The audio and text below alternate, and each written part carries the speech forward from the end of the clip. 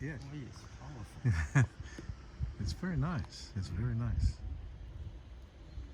Two paths that led to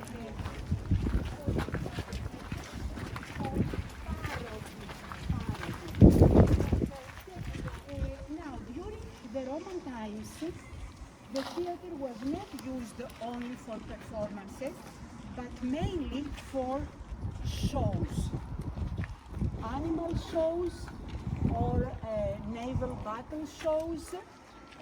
Was not used by the actors anymore, the stage building, but they used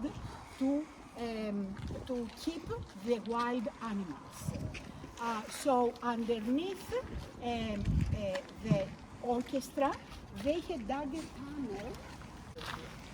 So when the animal was brought here, and then with the help of a kind of elevator or lifting, I don't know how they did it, we don't have any indication of Christians being killed here. It was just for a spectacle. Center of the orchestra, I mean in the Greek times, there was a paved marble stone which was dedicated to Dionysus, because the theater originally was dedicated to Dionysus. Dionysus, the god of wine, of entertainment, and the one of the theater. Of course, you know that in ancient times the actors were wearing masks because only men were allowed to perform, and according to the role that they played, they wore masks. So the ancient Greek word for an actor is hypocrite. Okay, hypocrite, pretending that it's somebody else. And of course, choreographer was the one who designed, let's say, and was paid the choir, which was also dancing group, choros. So they were dancing and singing at the same time. So there was a specialist who designed the whole choreography. So choreography, you still use it, it's a Greek word. Theaters, ideas and views were heard, and the plays had always the play taught morals. For performances, stones here. All right. Now, you see actually how they lifted the marble pieces to put them in their place. So when they cut the stone, they left at the four sides things which are sticking out, like these ones. The archaeologists call these bosses or elbows. They did that in order to put the rope around and lift up the stone. We see another type of lifting the stones. You see the two openings. There are two openings at the other side. So imagine a crane with a big claw. Okay, claw, you say right? Yes. Yeah. So it went here and at the other side and lifted the stones. And actually, after finishing the construction, they chopped off the bosses. The big plain, as you see all the way to the mountain. And now, if you turn at the other side, you can see the arches that supported the upper rows of the theater during the Roman times. A big difference between a Greek and a Roman theater is that the Greeks built their theaters on natural slopes, okay, on natural slopes.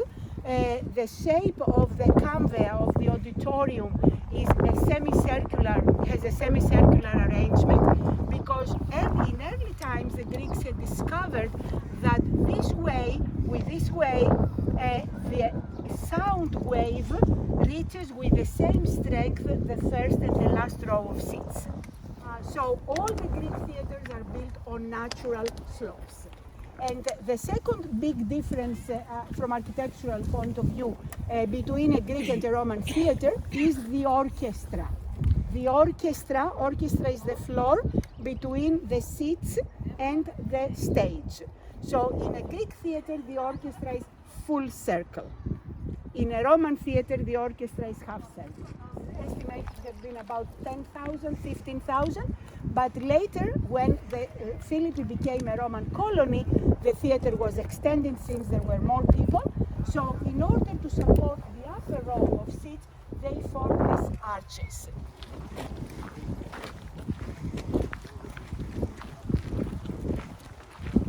There are houses of the Roman times mostly, okay, they date mostly to the Roman times, and you can see streets which cross, divide the residential blocks. Okay, underneath the big cover are the remains of an early Christian church of an octagonal shape that we are going to visit. That's the oldest early Christian assembly hall that has been found in Europe.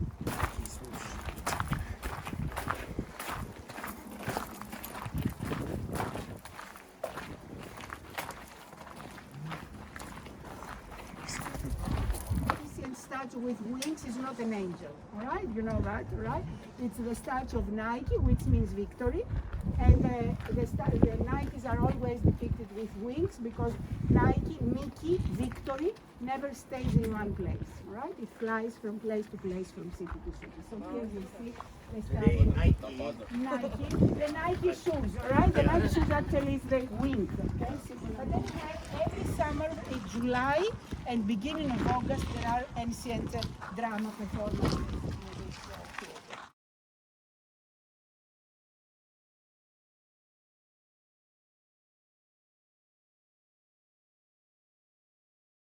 The basilicas were rectangular buildings of the Roman period with gable roofs. Buildings were used as town halls or governmental buildings mostly. Obviously symbolizes Christ, okay? And the ivy, according to one view, symbolizes or represents the Christians, the Christian church. As Christians, as believers, we cannot grow spiritually unless we are really attached on Christ. Okay, our faith comes from Christ and we are attached on Christ. So this lesson is written about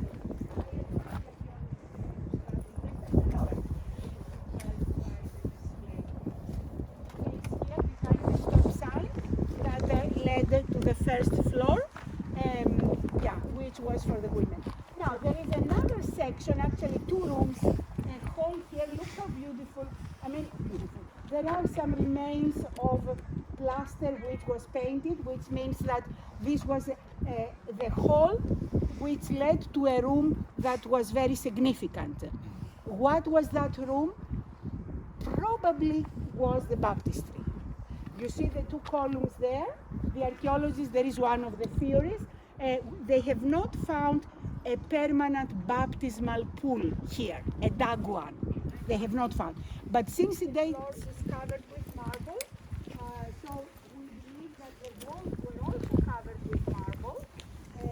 White, gray, look the pastel, the pulpit, the speakers, the pastors, the priests' speakers platform. So you see the steps from here all the way. It was quite long, and these are parts from the original structure. So he would be standing up here with the steps going up on both sides, and right in the middle, because of the acoustics and stuff, no loudspeakers, microphones, you know, so very practical. Might be another translation from getting executed for what happened. Yes. It was one possibility, but the context with him wanting to be baptized really means, I think, that we have spiritual distance between where the rulers are and the prisoners, because they have to send messengers back and forth. So it's very difficult. Mark Wilson and I, when we were here 2 weeks ago, got thinking and said, I wonder if it was over there at that end, just off the end of the forum, where the other church is. If you were going to build your first church that we know of in a location, maybe you pick the former prison as the location that you memorialize on that end.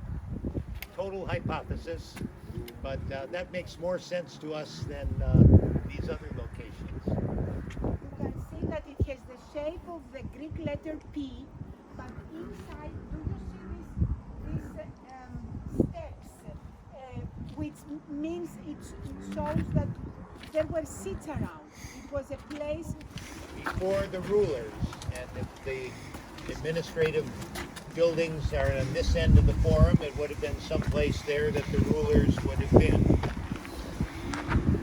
And when they had brought them to the magistrates, they said, "These men are Jews, they are disturbing our city, they advocate customs that are not lawful for us as Romans to accept or practice." The crowd joined in attacking them, and the magistrates tore the garments off them and gave orders to beat them with rods. And when they had inflicted many blows upon them, they threw them into prison, ordering the jailer to keep them safely. Having received this order, he put them into the inner prison and fastened their feet in the stocks.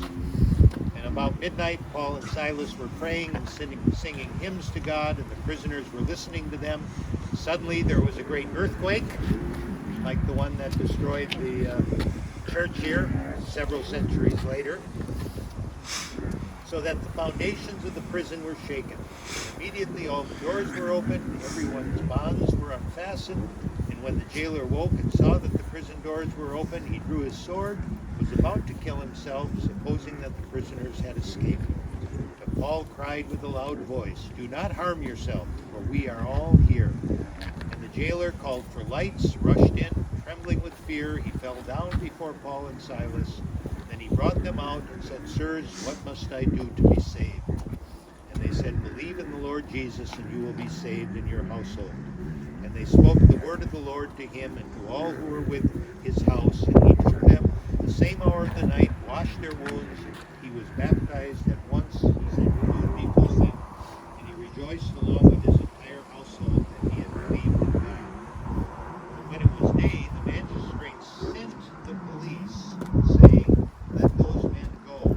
And the jailer reported these words to Paul, saying, "The magistrates have sent to you to let you go, therefore come out and go in peace." And Paul said, "They have beaten us publicly, have been Roman citizens, and thrown us into prison, and do they now throw us out secretly?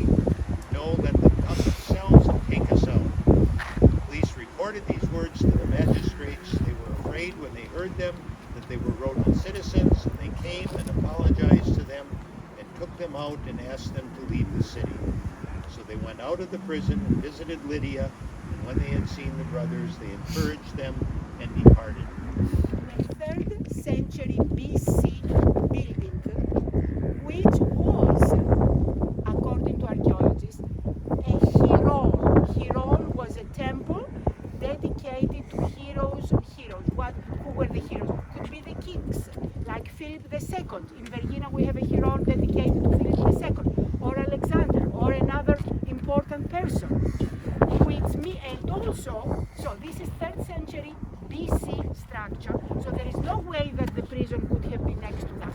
Where was the prison? Maybe the prison usually the prison was closed.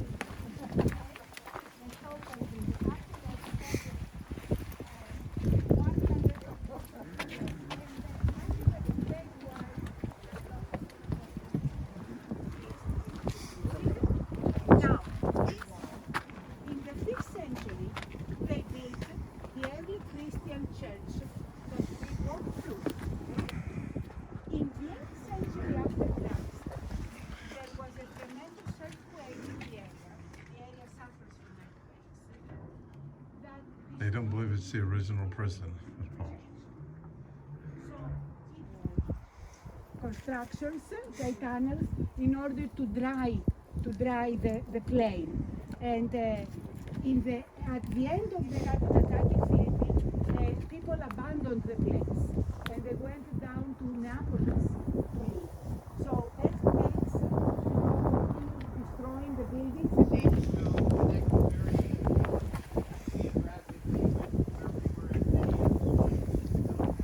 This is the ancient Roman road here in Philippi.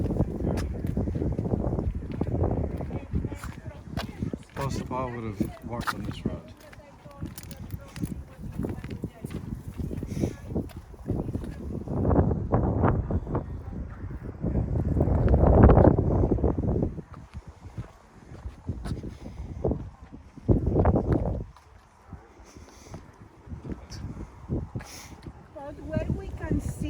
forum from the west.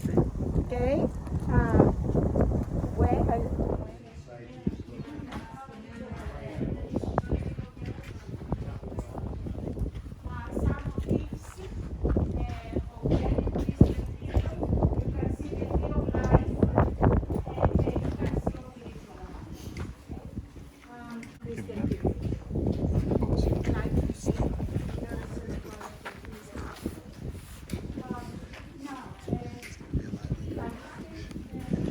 Where's the tree of life? It's not this one, it's the last one.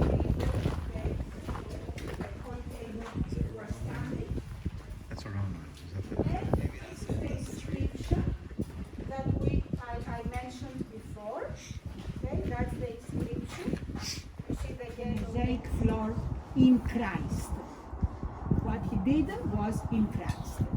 And I remind you that in the year 313 AD, Constantine the Great issued the Edict of Milan, which allowed the Christians to worship freely. Christianity was not declared official religion yet, but the Christians were allowed to worship. So it seems that these Christians who lived at Philippi, as soon as they got that permission, they built a church. They built.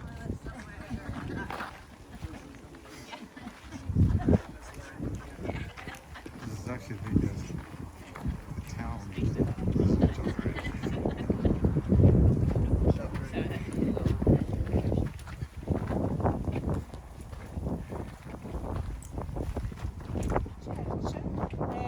Has an inscription on the floor on which the name of Apostle Paul is mentioned, because from this inscription we learn that the church was dedicated to Apostle Paul. It seems that the church that we are going to see was the bishop's church, or the cathedral, if we can use that term, of the early Christian period. So you see, that's the Via Ignatia, all right, and here we start. We see the floor, okay, paved marble. Marble was also covered the rest of the floor. You see that there are three rows of columns, 2 rows of columns, 3 aisles. Let's start walking.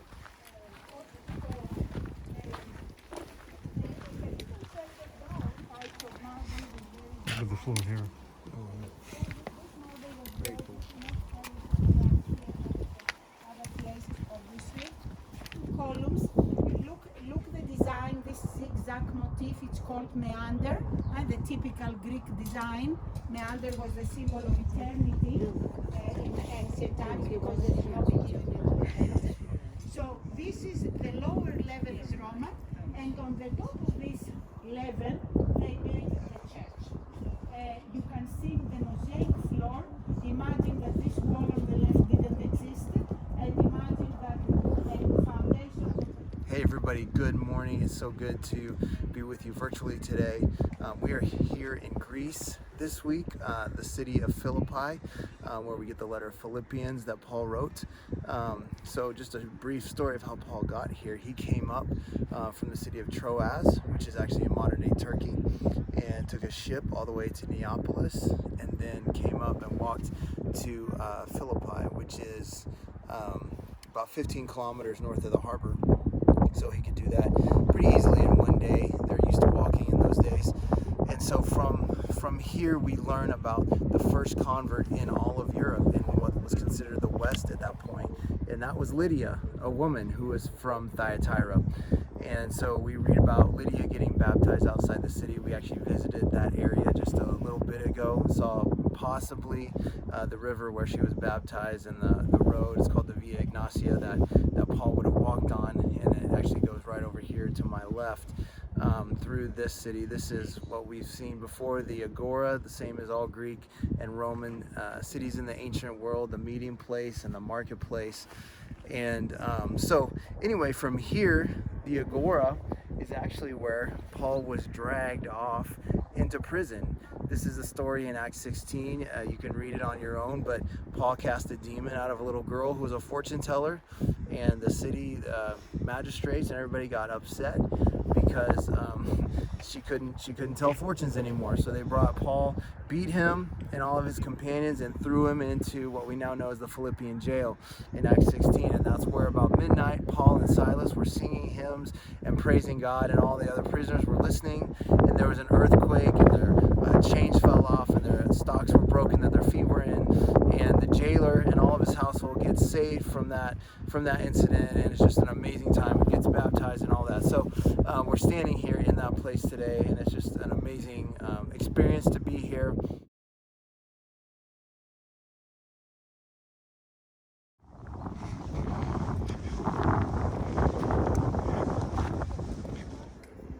It's a baptistry in the church here.